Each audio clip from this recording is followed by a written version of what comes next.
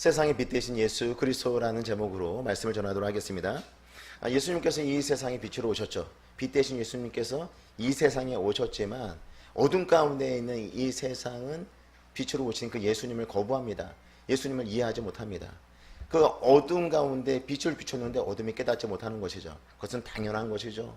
죄의 허물로 죽었던 영혼들이기 때문에 어둠 가운데 있는 그 영혼들이 생명의 빛을 비춘다 하더라도 스스로 반응할 수 없는 것입니다. 오늘 말씀을 보시게 되면 우리 예수님께서 생명의 빛으로 이 땅에 오셨음을 날 때부터 앞을 보지 못하는 사람을 고치는 그 사건을 통하여서 다시 한번 우리에게 알려주시고 있습니다. 예수님께서 왜 이 땅에 인간의 몸으로 오셨는가? 세상에 빛을 비추기 위해서 오셨음을 말씀을 통해서 우리에게 알려주고 있는 것입니다. 1절에 있는 말씀을 우리 같이 한 목소리로 읽어보도록 하겠습니다. 예수께서 길을 가실 때에 날 때부터 맹인된 사람을 보신지라. 예수님께서 길을 가시다가 맹인된 사람, 앞을 보지 못하는 사람을 보았습니다. 우연히 예수님께서 길을 지나가시다가 보신 것이 아니라 예수님께서 의도적으로 이 앞을 보지 못하는 사람을 만나기 위해서 그곳으로 가신 것이에요. 예수님이 보실 때는요, 그냥 보지 않습니다. 우리는 어떤 사물이 우리에게 비치기 때문에 바라보는 경우들이 많죠. 그러나 예수님께서는 그 어떤 것도 그냥 보시지 않아요. 주시하고 있습니다. 그리고 그 내면을 깊이 통찰하시는 분이 우리 예수님이십니다. 날 때부터 앞을 보지 못하는 사람이었기 때문에 얼마나 오랜 시간 동안에 이 앞을 보지 못하는 사람이 그 내면에 그런 깊은 상처를 안고 있었는지, 아픔을 안고 삶을 살아가는지 누구보다도 정확하게 판단하시고 보시는 분이 바로 우리 예수님이었다고 하는 사실이죠. 그러니까 예수님께서 길을 가시다가 우연히 앞을 보지 못하는 사람을 본 것이 아니라 예수님께서 의도적으로 이 사람을 찾아온 것이고, 예수님께서 보실 때 그냥 보신 것이 아니라 그 내면을 통찰하시면서 보시면서 긍휼한 마음을 우리 예수님께서 가지고 계셨다고 하는 사실이죠. 그래서 이 앞을 보지 못하는 사람을 우리 예수님께서 고치신 것이죠. 생명의 빛 대신 그 예수님께서 앞을 보지 못하는 이 사람을 고침으로 예수님께서 왜 이 땅에 오셨는지 그 정확한 목적을 우리에게 알려주고 있는 것입니다. 성도 여러분, 앞을 보지 못하는 이 사람의 믿음을 보시고 예수님께서 고치셨을까요? 이 사람의 믿음을 보시고 예수님께서 멀리서 이 사람을 만나기 위해서 오셨을까요? 이 사람의 그 내면을 예수님께서 들여다볼 때 정말 제대로 된 신앙 고백, 예수님이 하나님의 아들로 믿고 예수님께서 우리에게 구원을 베푸시는 그런 구원자로 믿었기 때문에 예수님께서 이 사람을 고치기 위해서 오셨고 이 사람을 고쳤을까요? 전혀 그러지 않아요. 오늘 말씀 9장에 있는 내용을 보게 되면 이 사람은요, 예수님이 누군지도 몰라요. 그 다음에 예수님에 대한 정확한 신앙의 고백도 없습니다. 그럼에도 불구하고 우리 예수님께서 이 사람을 고치셨다라고 하는 사실이죠. 보이지 않는 그 세상을 볼 수 있도록 눈을 밝게 하셨다라고 성경은 말씀을 하고 있는 것입니다. 우리들의 모습도 이와 같았죠. 죄와 허물로 죽은 자들이었어요. 빛이 돼 그 빛을 거부하는 자들이었으며 그 빛이 무엇인지, 예수님이 누구신지 전혀 이해할 수 없는 자들이 바로 저와 성도 여러분들이었다고 한 사실이죠. 그런데 예수님께서 우리를 그 죄 가운데서 건져주시고 구원하시고 하나님의 귀한 자녀가 되게 하셔서 이제 우리가 하나님 나라를 볼 수 있게 하신 것이고, 예수님을 믿음으로 그의 나라를 신뢰하고 확신하며 삶을 살아갈 수 있도록 만들어 주신 것입니다. 그 놀라운 은혜가 나에게서 출발하지 않는다라는 것이에요. 나의 노력과 나의 열심과 나의 공로와 나에게 어떤 자격이 있어서 우리가 구원을 받고 하나님의 귀한 자녀가 된 것이 아니라 전적으로 값없이 베풀어 주시는 하나님의 그 놀라운 은혜로 말미암아 우리가 하나님의 귀한 자녀가 되었다라고 하는 것을 말씀해 주고 있는 것입니다. 이 시간 우리가 하나님을 예배할 때 어떤 마음을 가지고 예배하고 있는가를 다시 한번 점검해 봤으면 좋겠습니다. 이 자리에서 생명의 말씀, 하나님의 말씀을 들을 기회가 없는 자들이었어요. 예수님께서 십자가에서 우리 모든 죄의 문제를 해결하시고 우리를 살리시고 하나님의 귀한 자녀가 되게 하셔서 이 말씀이 들리도록 만들어주신 것이고, 이 예배의 자리를 사모하는 마음으로 나올 수 있도록 만들어주신 것입니다. 우리에게 놀라운 구원의 은혜를 베풀어 주신 그 하나님의 은혜에 감사하며 빛으로 이 세상에 오신 그 예수님, 그 예수님처럼 우리도 빛의 자녀로서 빛의 아름다운 열매를 맺어가며 삶을 살아가시는 저와 성도 여러분 모두가 되시기를 주의 이름으로 축복합니다. 예수님께서 이 사람의 병을 고쳐주기 위해서 오실 때 제자들이 예수님에게 질문을 하죠. 이 앞을 보지 못하는 사람이 왜 앞을 보지 못하게 되었는가? 그 원인이 무엇인가를 예수님께 질문을 합니다. 2절에 있는 말씀을 같이 우리 한 목소리를 읽도록 하겠습니다. 제자들이 물어 이르되 라삐여 이 사람이 맹인으로 난 것이 누구의 죄로 인함이니까? 자기니까 그의 부모니까? 그러니까 앞을 보지 못하는 사람을 보게 되었을 때 다른 질병을 가지고 있는 사람들보다 또 어떤 그 고난과 환난 가운데 있는 자보다 앞을 보지 못하는 이 사람이 당면하고 있는 이 문제가 훨씬 더 커 보였던 것이죠. 그러니까 보지 못하니까 또 말씀을 보시게 되면 이 사람은 거린으로서 동냥하며 살아가는 삶을 살았습니다. 그러니까 아무리 보더라도 아무리 사람들이 생각한다 하더라도 제자들이 볼 때 이 사람은 뭔가 문제가 있기 때문에 이렇게 거린으로서 앞을 보지 못하는 것이다 라고 하는 그런 생각을 가지고 있었던 것이고 그런 생각이 유대 사회에서 전통적인 생각이었던 것입니다. 오늘을 살아가는 현대를 살아가는 사람들에게도 이와 비슷한 생각을 가지고 있죠. 뭔가 안 좋은 일이 발생하게 되면 혹시 내가 잘못해서 그런 것이 아닌가? 혹시 우리 조상들이 뭔가 잘못한 것이 있어서 그것이 우리에게 전달되는 것이 아닌가? 이런 생각들, 뭔가 죄를 범하였기 때문에 인과응보적인 그런 생각들을 가지고서 문제를 해결해 나가려고 할 때가 있다는 것이에요. 그런데 우리가 알 수 없는 이 고난이 왜 생겼는지를 알 수 없는 것도 의미를 부여하여서 그 원인을 찾아가려고 하는 그런 행동들을 우리가 할 때가 있는데 그러지 말라는 것이죠. 다시 말씀드리면 날 때부터 앞을 보지 못하는 사람은 일단 자기 죄로 인해서 앞을 보지 못하는 것이 아닌 것이 분명하고 부모의 죄라고도 단정 지을 수 없는 거죠. 답을 할 수가 없는 거예요. 왜 이 사람이 앞을 보지 못하는지 그 이유를 찾기는 쉽지 않은 것이에요. 그런데 사람들은 그 당시 사람들은 그 사람이 죄일 것이다. 부모의 죄일 것이다. 이렇게 단정 지어서 생각을 했다라는 것입니다. 구약 성경의 욥의 경우를 보게 되더라도 욥의 친구들이 욥을 정죄하잖아요. 인과응보적인 그 생각을 가지고 욥 네가 이렇게 고난을 당하는 것, 이렇게 어려움을 당하는 것은 네가 하나님 앞에 범죄하였기 때문이다. 지금이라도 회개하면 하나님께서 용서하실 거야. 이런 식으로 욥을 방문하였던, 욥을 위로하기 위해서 방문했던 그 친구들이 욥을 위로하지 못하고 오히려 정죄하는 모습으로 나타나고 있지 않습니까? 성경에서는요, 욥이 어떤 사람이라고 말씀하고 있냐면 당대에 정말 하나님을 잘 섬기는 사람, 온전하고 정직하고 하나님을 경외하고 악에서 떠나는 사람으로 욥을 소개하고 있습니다. 7남 3녀라고 하는 많은 자녀를 낳았고 엄청난 가축을 가지고 있을 정도로 훌륭한 사람이었으며 당대 어떤 최고의 부자라고 자부할 수 있는 사람이 바로 욥이었던 것이죠. 그런데 하루아침에 자신이 가지고 있는 모든 소유물과 7남 3녀의 자녀들까지 다 한꺼번에 잃어버리게 되고 심지어 자신의 몸에는 종기가 났는데 머리부터 발끝까지 그 종기로 인하여서 그 질그릇으로 몸을 긁지 않으면 도무지 견딜 수 없을 정도로 극심한 고난 가운데 욥이 있었던 것이죠. 욥의 친구들 세 사람 엘리바스, 빌다, 소발이라고 하는 친구들이 욥을 위로하기 위해서 왔는데 3일 밤낮을 욥과 함께 있으면서 아무런 말도 하지 못했어요. 왜 못했을까요?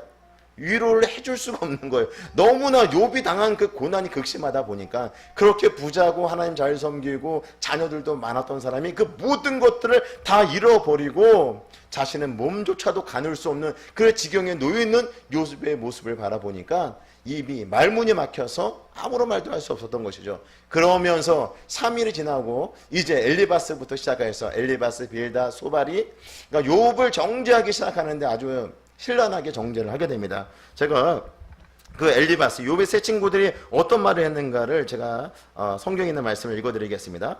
먼저 그 엘리바스는 4장에 있는 말씀을 보면 4장 7절에 있는 말씀입니다. 죄 없는 자가 망한 자가 누구인가? 또 정직한 자가 끊어짐이 어디 있느냐? 죄 없이 망한 자가 없다라는 거예요. 정직한 자가 끊어짐이 없다라는 거예요. 네가 이렇게 고난을 당하는 것은 너의 죄에 따른 결과다라고 그렇게 욥을 향하여 정죄를 하고 있는 것입니다. 그러면서 5장 18절, 욥기 5장 18절의 말씀을 제가 읽어드리겠습니다. 하나님은 아프게 하시다가 싸매시며 상하게 하시다가 그의 손으로 고치시나니 5장 19절 6가지 환난에서 너를 구원하시며 7가지 환난이라도 그 재앙에 너에게 미치지 않게 하시며 무엇을 말씀하고 있습니까? 그러니까 너가 회개하면 너가 돌이키게 될 때 하나님께서 다시 이전과 같이 회복시킬 것이다.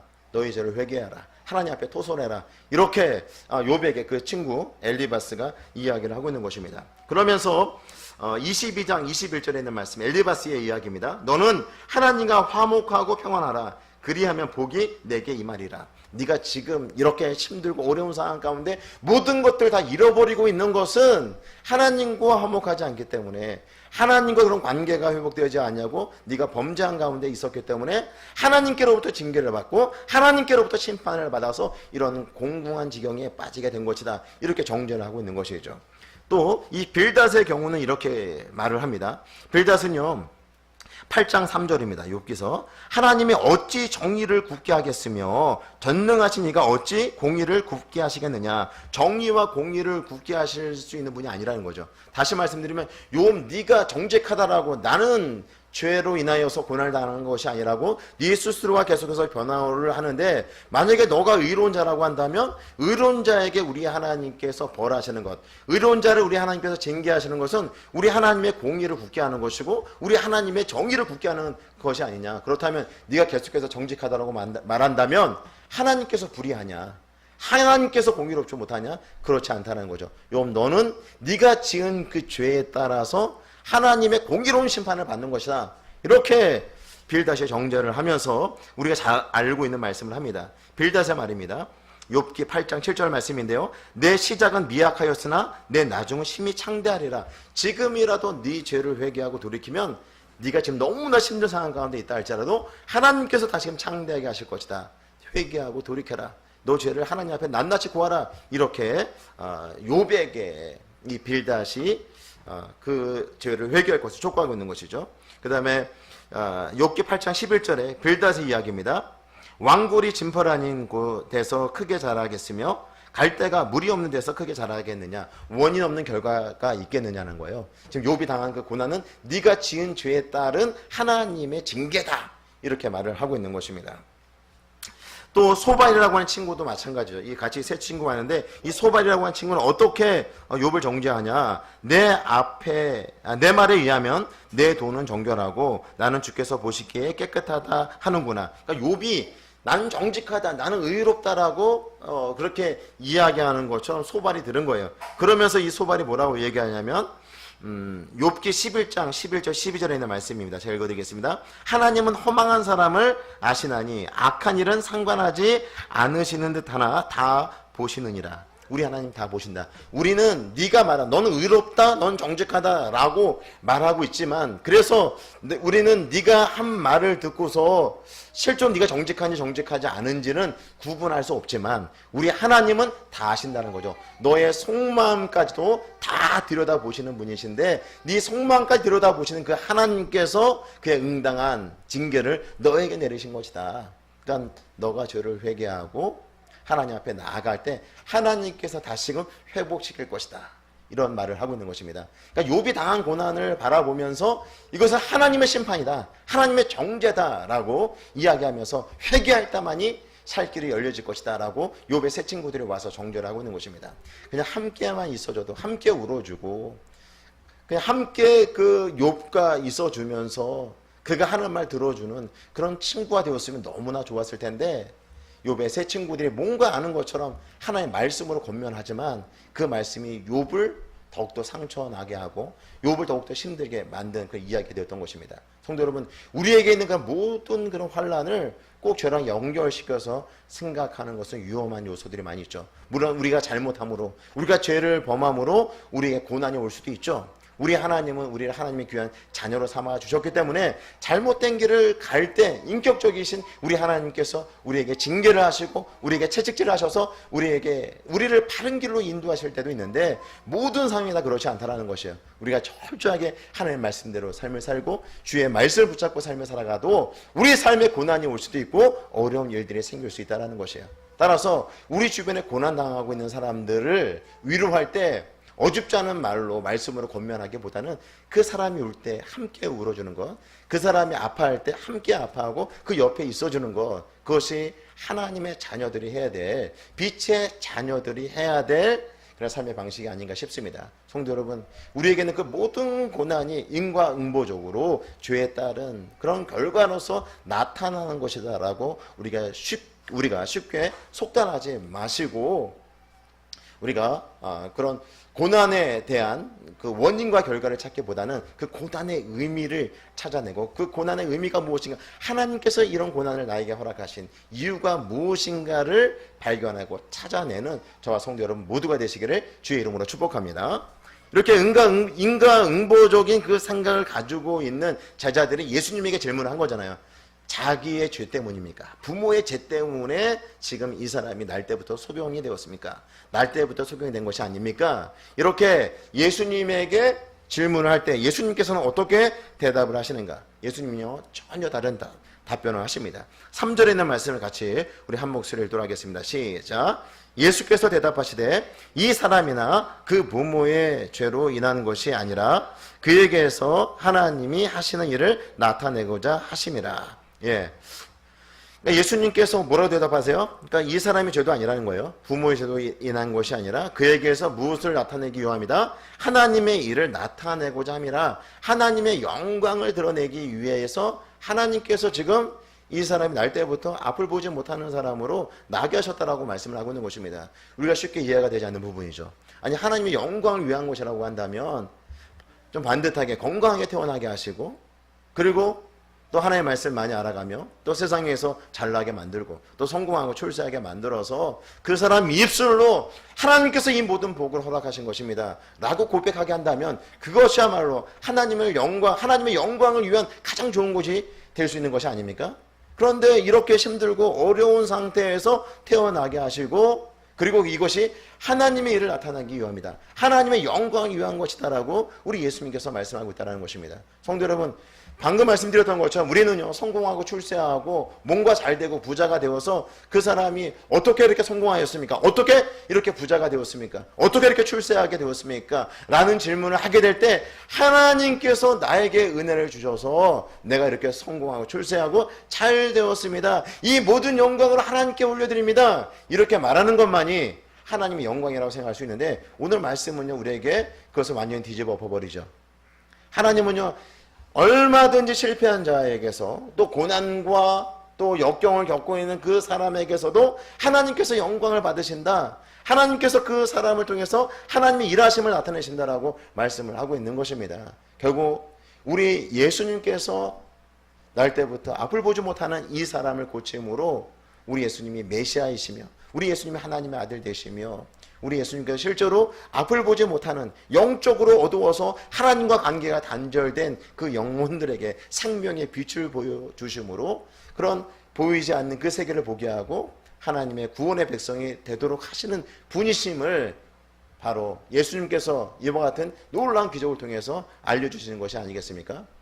성도 여러분, 이렇게 우리가 고난 가운데 있을 때, 또 때로는 환난 가운데 있을 때 우리가 해야 될 것이 무엇입니까? 하나님께서 분명히 우리에게 말씀하시잖아요. 그 가운데에서 하나님의 영광을 드러내기 위함이다 라고 말씀하고 있지 않습니까? 내가 열심히 신앙생활하며 또 열심히 교회에서 봉사를 하고 열심히 하나님의 말씀을 붙잡고 세상의 방식대로 삶을 살아가지 않는데도 육체의 질병을 얻을 수가 있어요. 머리가 아플 수도 있고요, 몸이 힘들 수도 있어요, 또 가난하게 살 수도 있고요, 부유하게 살지 못할 수도 있어요. 그런데 하나님께서 그 모든 것을 허락하신 것이다 라고 말씀하고 있습니다. 그 가운데서 우리가 불평하는 것이 아니라, 그 가운데서 우리가 원망하는 것이 아니라, 어떻게 우리 하나님께서 이 가운데에서 하나님의 영광을 드러내실까? 우리가 하나님을 깊이 묵상할 수 있는, 우리 하나님에 대해서 좀 더 알아가는 그런 시간들이 우리에게 필요하다라고 하는 사실이죠. 욥이 모든 것을 다 잃어버리고, 자식도 다 잃어버리고 자신의 소유물도 다 빼앗긴 그 상태에서 몸은 완전히 그 질병으로 머리부터 발끝까지 완전히 질병으로 노출되어서 정말 자기 몸도 지탱하지 어려운 그런 상황 가운데 있을 때 욥은 어떻게 신앙의 고백을 합니까? 욥기서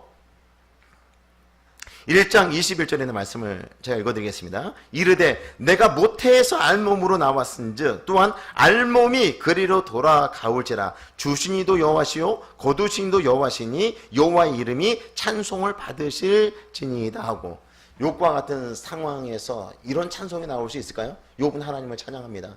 욥은요 하나님을 향해서 원망하지 않아요. 하나님께서 부유하게도 만들어 주시고 또 하나님께서 나를 가난하게도 만드실 수 있는데 그것 때문에 내가 가지고 있는 것이 부유했다고 해서 또 그것이 빼앗겼다고 해서 내가 건강했다고 해서 또 그것을 잃어버렸다고 해서 하나님을 향하여서 원망하지 않습니다. 주신 이도 여호와시고 가져가신 이도 여호와시니 우리 하나님만 찬송을 받으실지로다. 입으로 범죄하지 않아요. 입술로 원망하지 않아요. 육체의 고통이 너무너무 심해서 원망할 만도 한데 하나님을 향해서 원망하지 않는 그 욥의 모습을 보여주고 있는 것입니다. 심지어 욥의 아내는 뭐라고 얘기해요? 그렇게 그 질그릇 조각으로 긋고 있는 모든 것을 다 잃어버리고 긋고 있으면서 하나님을 찬양하고 있는 그 욥을 향하여서 뭐라고 얘기를 합니까? 차라리 하나님을 욕하고 죽어라. 왜 그러고 사냐? 욥의 아내가 그렇게 이야기를 합니다. 그럴 때 욥이 또 어떻게 반응을 합니까? 욥기서 2장 10절에 있는 말씀입니다. 그가 이르되 그대의 말이 한 어리석은 여자의 말 같도다. 우리가 하나님께 복을 받았은즉 화도 받지 아니하겠느냐 하고 이 모든 일에 욥이 입술로 범죄하지 아니하니라. 하나님께로부터 복을 받았으니까 하나님께로부터 화도 받을 수 있다는 것이에요. 입술을 범죄하지 아니하였다는 거죠. 모든 것을 주관하시는 분이 하나님이라는 거예요. 내가 주관하고 내 마음대로 모든 것이 될 것 같이 생각하죠. 내가 얼마든지 노력하면 부자 되고 내가 얼마든지 열심히 삶을 살아가고 내 건강을 위해서 최선을 다하면 내 건강이 유지될 것 같지만 그렇지 않다는 거예요. 우리의 건강은 하나님께서 주시는 거예요. 우리에게는 그 부도 하나님께서 주시는 것이에요. 모든 것의 주권자가 우리 하나님이시라는 것이죠. 그러니까 하나님께서 주실 때도 있지만 그것을 거두어 가실 때도 있는 것이죠. 그래서 욥은 하나님을 향하여서 입술로 범죄하지 아니하였다라고 말씀을 하고 있는 것입니다. 욥은 어떻게 했을까요? 하나님을 향해서 부르짖습니다. 하나님, 나에게 있는 고난이 이해가 되지 않습니다.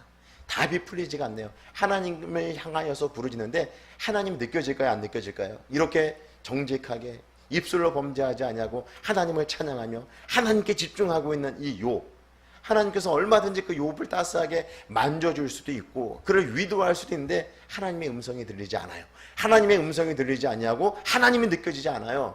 하나님이 내 기도에 전혀 반응하는 것 같지 않아요. 그런 상황 가운데 있을 때 욥이 어떻게 또 고백을 하고 있습니까? 욥기에서 23장 10절에 있는 말씀입니다. 그러나 내가 가는 길을 그가 하시나니 그가 나를 단련하신 후에는 내가 순금같이 되어 나오리라. 욥이 하나님이 느껴지지 않는 그런 상황, 하나님께 아무리 부르짖어도 하나님이 내 귀에 응답하지 않는 것 같은 그런 어떤 하나님 느껴지지 않는 그런 상황 가운데에서 그가 하나님께 기도하다가 결국 그가 고백하는 거예요. 그러나 하나님께서 내 기도에 응답하지 않는 것 같고 하나님이 느껴지지 않는 그런 상황 가운데 있지만 이 고난이 그냥 아무런 의미가 없는 고난이 아니라 내가 가는 길, 이 고난의 길을 우리 주님께서 아신다. 그가 나를 단련하신 후에는 내가 순금같이 나오리라. 순금같이 만들어져가는 이 재련의 과정이라고 그 스스로 고백을 하는 거예요. 욥이 알았던 하나님은 하나, 욥이 분명히 알았던 하나님은 어떤 하나님이에요? 우리 하나님은 선한 목자. 우리 하나님은 정말 좋으신 분.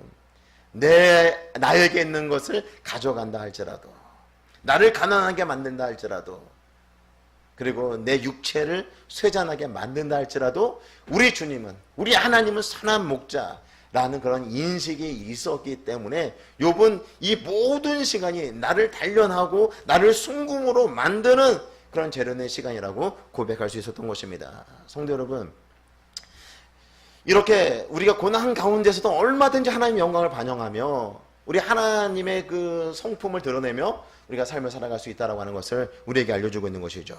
고린도후서 12장 9절에 있는 말씀을 보시게 되면 사도 바울의 이야기입니다. 사도 바울은요, 사역을 하는 데 있어서 육체의 질병을 가지고 있지 않았습니까? 육체의 가시와 같은 그 질병을 가지고 있었는데 이것이 떠나가기를 하나님께 3번이나 간구했는데 그때 하나님께서, 우리 주님께서 어떻게 응답하시는가? 고린도후서 12장 9절에 있는 말씀입니다. 제가 읽어드리겠습니다. 나에게 이르시기를 내 은혜가 내게 족하도다. 하나님이 주시는 그 은혜가 그 사도 바울 너에게 족하다라고 말씀하고 있는 것입니다. 이는 내 능력이 약한 데서 온전하여 짐이라 하신지라. 그러므로 이 사도 바울의 고백이에요. 도리어 크게 기뻐함으로 나의 여러 약한 것들에 대하여 자랑하리니 이는 그리스도의 능력이 내게 머물게 하려 함이라. 내가 약할 때, 내가 모든 것을 갖추고 있고 내가 부족함이 없으면 어때요? 하나님을 의지하지 않죠. 하나님을 신뢰하지 않죠. 내 몸에 좀 부족하고 내 몸에 약함이 있으면 어때요? 예배 드리고 싶잖아요. 하나님께 기도하고 싶잖아요. 근데 건강하고 아무런 문제가 없어요. 하는 일보다 잘 돼요. 그럼 무릎이 꿇겨지게 되나요? 무릎이 꿇려지나요? 안 꿇려지죠. 그러니까 내가 잘나서 하는 줄 안다는 거예요. 그런데 나의 연약함으로 인해서 내가 무릎을 꿇었더니 누가 일하기 시작할까요? 하나님이 일하기 시작하는 거죠. 우리 주님이 일하기 시작하는 거고 우리 주님이 능력이 드러나는 거예요. 내가 하려고 했을 때도 정말 잘된 것으로 생각했는데 정말 좋은 결과를 얻었는데 정말 주님이 내 안에서 나의 약한 것을 가지고 일하기 시작하니까 내가 하는 것과는 비교할 수 없는 하나님의 능력이 나타나게 되는 것을 바라보면서 사도 바울은요 그것을 바라보는 거죠. 아, 내가 약할 때 우리 주님이 강함 되시는구나. 약한 그 내 연약함 안에서 우리 하나님께서 일하심으로 그 하나님의 능력이 드러나는구나. 이런 고백을 하고 있는 것이죠. 성도 여러분, 나의 약함은 오히려 하나님의 영광이 드러날 수 있는 절호의 기회다 라는 사실을 기억하시고 우리가 고난 가운데 있고 우리가 실패를 경험하고 또 우리가 아픈 가운데 또 여러 가지 그런 어려운 일들을 우리가 겪어 나가고 있다라고 한다면 그 가운데서 낙심하지 마시기 바랍니다. 그 가운데서 불평하지 마시기 바랍니다. 욥과 같이 하나님께서 나를 연단하는 그런 시간들로 여러분 받아보시고 나를 순금으로 만드는 하나님의 그 놀라운 계획이 있음을 바라보시는 저와 성도 여러분 모두가 되시기를 주의 이름으로 축복합니다. 이런 시간을 갖기 위해서 우리가 필요한 건 뭐예요? 그냥 가만히 있으면 우리 낙심하게 돼요. 가만히 있으면 우리 환경의 지배를 받게 되어 있어요. 그래서 기도해야 되고 하나님의 말씀을 듣는 자리에 더 가까이 나오게 될 때 정말 하나님이 나를 통해서 하실 그런 위대한 일들에 집중하게 될 것이고 우리가 불평하지 아니하고 원망하지 아니하고 빛의 자녀로서의 그런 복된 삶을 살아가게 되는 줄로 믿습니다. 우리 하나님이 하실 일들을 바라보면서 나의 연약함을 통해서 하나님의 영광이 드러날 것을 믿음의 눈으로 바라보면서 불평하거나 원망하지 말고 하나님 하실 일들을 기대하며 삶을 살아가시는 저와 성도 여러분 모두가 되시기를 주의 이름으로 축복합니다.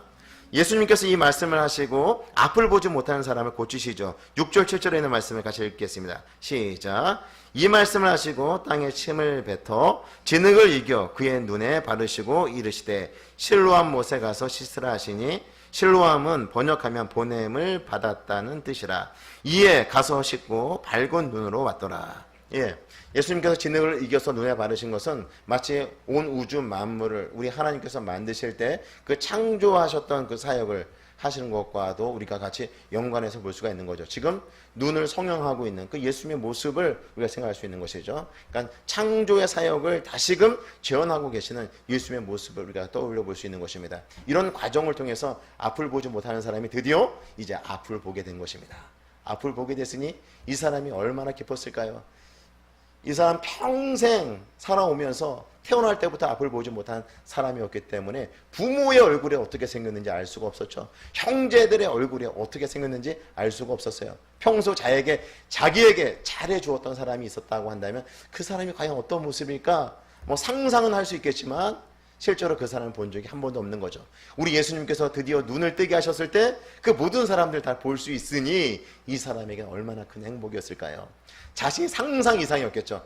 우리가 지금 태어날 때부터 앞을 보고 또 자라면서 이 세상을 보니까 이 세상이 정말 아름답다라고 하는 것도 느끼지만 그냥 세상이다라고 우리가 생각을 하겠죠. 그러나 앞을 못 보던 사람 그리고 이야기만 들었던 이 사람이 실제로 앞을 보게 되었을 때 그 세상은 얼마나 아름다웠을까요? 하나님께서 지으신 그 본연의 모습, 이야기로만 듣던 그 세상을 눈으로 보게 되었을 때 얼마나 감격하고 얼마나 행복했을까요? 이 사람이 과거로 돌아갈 마음은 전혀 없었을 거예요. 그렇죠?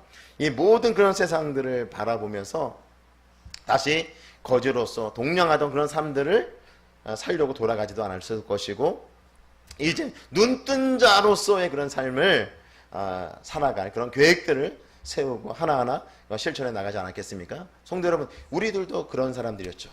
죄와 허물로 죽었던 자들로서 영적 세계를 보지 못한 자들이었습니다. 하나님 나라가 있는지도 알지 못하고 삶을 살아가는 자들이었고 하나님 나라를 믿지 않는 자들이었으며 하나님 나라를 볼 수 없는 자들이었는데 예수님을 믿음으로 우리의 마음의 눈이 활짝 열려서 하나님 나라를 보게 된 것이고 그의 나라를 소망하며 삶을 살아가는 하나님의 귀한 백성들이 되었다고 하는 사실이죠.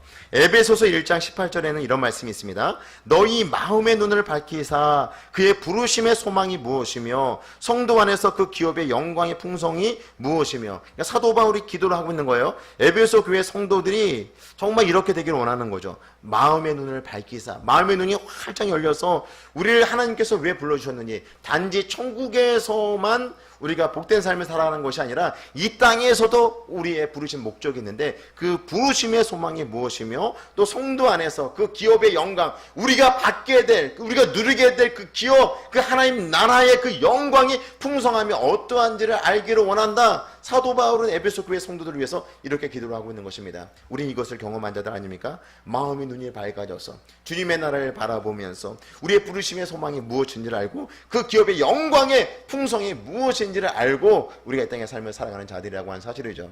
그런 우리 하나님의 귀한 자녀들이 그 하나님 나라, 눈뜬 자로서 그의 나라를 바라보며 하나님의 통치하심을 우리가 경험하며 하나님의 그 통치 안에, 하나님의 그 통제 안에 삶을 살아가는 것이 가장 복된 삶인 줄 알면서도 이 땅에 있는 것들에 집중하고 집착하고 삶을 살아간다면 눈뜬 사람이 다시 뭘 하는 거예요?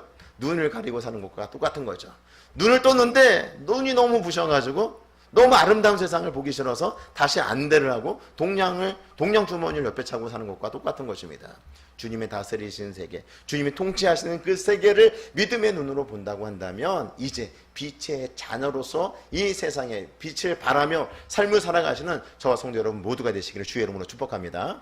예수님께서 오병이어에 놀라운 기적을 행하시고 난 이후에 예수님은 산에 올라가서 기도하시고 제자들은 바다 건너편으로 보내십니다. 그런데 제자들이 바다 건너편으로 가다가 큰 풍랑을 맞이하게 되고 그들이 사투를 벌이게 됩니다. 산에서 그 모든 것을 보시고 계셨던 예수님께서 그 사투를 벌이고 있는, 풍랑과 사투를 벌이고 있는 제자들에게 오십니다. 무리를 걸어서 오실 때 제자들이 그 예수님을 바라보면서 유령이다 소리를 치죠. 그때 예수님께서 내니 안심하라 이렇게 말씀하십니다. 그때 베드로가 마태복음 14장에 보게 되면 정말 주님이시거든 나로 하여금 명하여서 무리를 걸어보게 하소서, 무리를 걸어올 수도 해달라고 요청을 하죠. 예수님께서 허락하십니다. 베드로가 무리를 걸어오기 시작합니다. 그런데 바람을 보는 순간 물속으로 빠져들어가죠. 그때 베드로가 살려달라고 아우성치게 되고 예수님께서 그를 붙잡아 다시 꺼내시면서 그 베드로에게 하신 말씀이 있어요. 그 말씀이 무엇인가? 믿음이 작은 자여 왜 의심하느냐, 이 말씀을 하세요. 지금 베드로는요 물 위를 걸은 사람이잖아요. 물 위를 걸은 그 베드로에게 예수님께서 뭐라고 말씀하신다고요? 믿음이 작은 자여 왜 의심하느냐. 물 위를 걸을 정도라면 대단한 믿음 아닙니까? 그런데 믿음이 작은 자라고 이야기를 하고 있습니다. 왜 그렇습니까? 영적 세계를 보고 주님의 다스리는 세계, 주님이 통제하시는 세계, 하나님 나라를 본 자가 하나님 나라에 집중하지 아니하고 세상을 바라보게 될 때, 세상의 방식대로 삶을 살아갈 때 동일하게 저와 우리 성도 여러분들에게 말씀하실 것입니다. 믿음이 적은 자여 왜 의심하냐. 하나님 나라를 보고 하나님의 다스림과 통치하신 가운데 살아가는 하나님의 백성인 내가 왜 세상에 있는 것들에 관심을 가지고 그것에 목매어서 그것 때문에 아파하고 힘들어하고 낙심하고 절망하며 삶을 살아가느냐. 믿음이 적은 자여 우리 하나님께서 책망할 수 있는 것이죠. 믿음이 없는 사람에게 책망할 이유가 없어요. 믿음이 작은 자라고 믿음이 아예 없는 사람에게 책망하지 않는다는 거예요. 주님의 나라를 바라보며 주님의 통치하심과 하나님 나라를 보는 자들에게 우리 주님께서 말씀하시는 것입니다. 성도 여러분, 믿음이 작은 자가 아니라 이 험악한 세상 가운데서 세상의 방식대로 삶을 살아가는 것이 아니라 하나님의 통치 방법, 하나님의 그 다스리시는 그 세계 안에서 하나님의 말씀, 그 생명의 말씀을 붙잡고 세상에 빛을 비추며 삶을 살아가시는 저와 성도 여러분 모두가 되시기를 주의 이름으로 축복합니다. 에베소서에 보게 되면 빛의 자녀들처럼 행하라. 그리고 빛의 열매는 착함과 의로움과 진실함이라고 말씀을 하고 있습니다. 그리고 이 세상의 어두운 가운데 있는 자들에게 빛을 비춤으로 그들이 지금 어두운 가운데 있다라고 하는 것을 폭로하는 삶을 살아가야 된다라고 우리에게 말씀해 주고 있는 것이죠. 성도 여러분, 우리가 하나님의 귀한 자녀들 아닙니까? 빛 대신 그 예수님께서 이 세상 가운데 오셔서 우리의 영안이 밝아지게 하시고 하나님 나라를 보게 하셨습니다. 그렇다면 우리는 어떤 삶을 살아가야 되는가? 보이지 않는 그 하나님 나라가 실제로 이 땅 가운데 도래하였고 그의 나라가 있음을 우리가 신앙생활, 우리가 주를 섬기는 그런 삶들을 통해서 이 세상 가운데 드러내는 그런 삶들이 필요하다라고 하는 사실이죠. 어두워진 이 세상에 있는 사람들이 그들이 정말 부끄러운 가운데 있다라고 하는 것을 우리의 믿음의 삶을 통해서 그들에게 보여주고 그들에게 빛을 비추고 그들을 주님께로 인도하는 이 복된 삶을 살아가시는 저와 성도 여러분 모두가 되시기를 주의 이름으로 축복합니다. 주님의 마음을 품고 긍휼히 여기며 고난이 있다 할지라도 불평하고 원망하지 아니하고 하나님께서 이것을 통해서 나타내시고자 하는 뜻이 있다라고 하는 것을 우리가 알고 우리 하나님을 더욱더 의지하며 삶을 살아가며 더불어서 또 보이지 않는 그 세계가 있음을 우리가 늘 우리 마음에 품고 그 나라를 다른 사람들에게 드러내며 빛의 자녀로서 빛의 열매를 주렁주렁 맺혀가는 복된 삶을 살아가시는 저와 성도 여러분 모두가 되시기를 주의 이름으로 축복합니다.